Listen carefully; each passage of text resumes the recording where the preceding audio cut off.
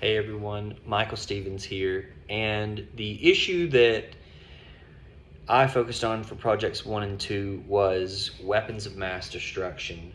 Um, and I learned a lot of interesting things about this doing research for these two projects. One of the most interesting things that I learned was the sheer overwhelming number of these nuclear weapons and bombs and missiles that are scattered all over the world, and the amount of countries that have access to these potentially planet-ending devices is just it's insane.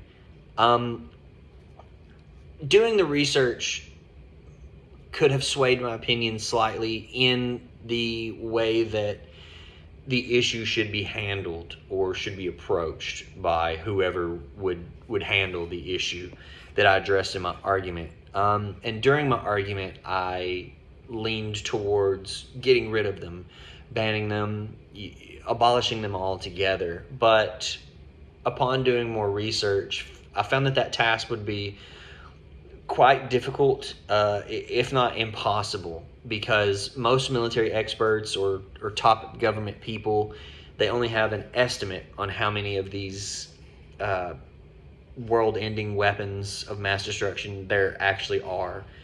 A lot of these countries that already aren't supposed to have them, that are banned from having them, they do have access to them. These global terrorists, these people are trading these weapons back and forth. So they're all over the place, which is a super scary matter in and of itself. One of the easiest parts about writing the essay for Project 2 was I was in the military, so I kind of have a background in it. And I've always kind of been interested in history and things like that. So I've already known quite a bit about them. The hardest part about the project was taking all the stuff that's in my head and applying it to this writing style, which I've never done before, MLA or APA. So that was pretty difficult. How I overcame everything, all the challenges that I faced, was really by reading some of the projects that you guys did. And Professor Jennifer, she actually talked to me a couple times on the calls and went over these things, and the positive feedback really helped out quite a bit from everyone. So that helped a lot in that regard. The target audience for my argument would be anybody who has an interest in military applications, or history, or these weapons in general. But I think the people most affected by this issue would probably be the entire world, because if these weapons of mass destruction were to fall in the hands of someone who had ill will against anyone else, it could be devastating, which we've only seen these weapons used in practical application twice by us in Japan, which was Nagasaki and Hiroshima.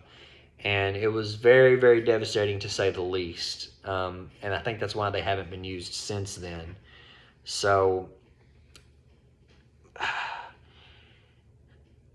the way that my issue will change the future could be quite drastically. Like I said, if these weapons were ever used again, it could be potentially world ending. So looking at it in the next 5 years, hopefully we keep things the way that they are. Nobody's supposed to be manufacturing anymore.